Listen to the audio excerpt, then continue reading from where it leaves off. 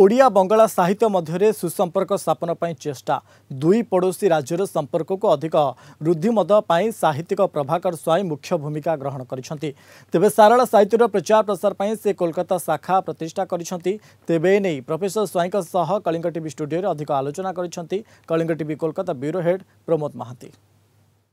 दर्शक बंधु आम निकटर उपस्थित अछंती प्रोफेसर डॉक्टर प्रभाकर स्वाई। आमे कलिंग टीवी तरफ सार को स्वागत जनाऊ।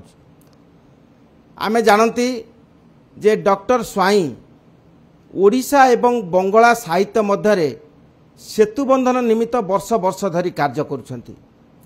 कोलकाता रे प्रति वर्ष सारला साहित्य संसद पक्षर सभा करुछंती। बहु भाषाभाषी कवि एठारे मेलबंधन घटाई ओडिया साहित्यर स्थिति एवं भीति संबंध में से सुकौशल प्रकाश करुछंती।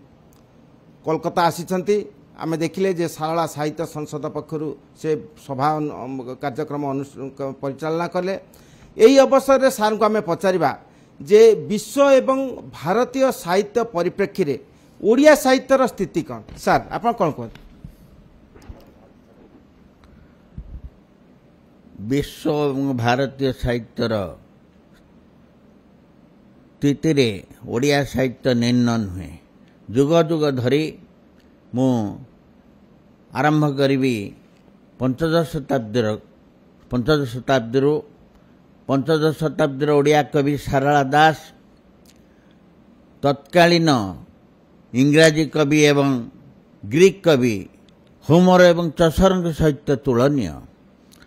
बहु गवेषक माने सारला दास को होमर एवं चौसर सहित तुलना करिसेंती।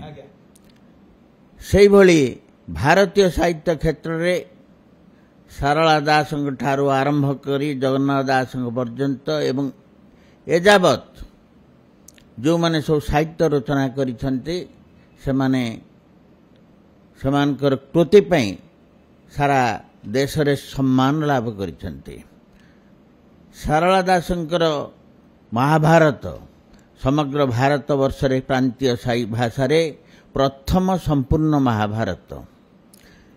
वर्तमान मध्य ये शताब्दी रे से रमाकांत रथ सीताकांत महापात्र प्रतिभारा इत्यादि जो साहित्य सृष्टि करिसेंती ता भारतीय साहित्य रे एक उत्कृष्ट साहित्य बोली समग्र भारतीय साहित्य विवेचना करुची।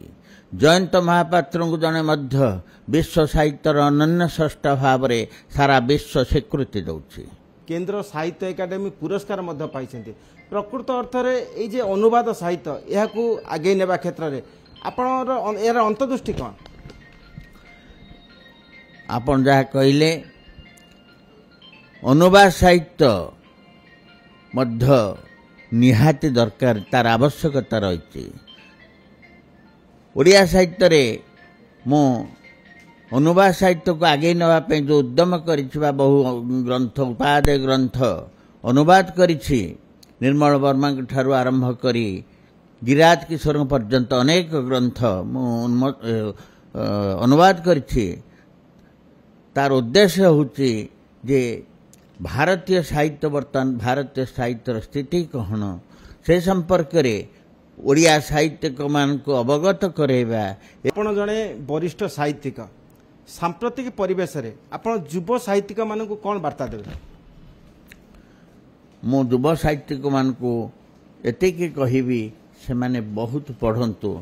आजिकली बहुत युवक माने साहित्य सृष्टि करुछंती। जी साहित्य सृष्टि करुछि से केवल ता लेखा भितर ता चिंताधारा रे से लिखुछि।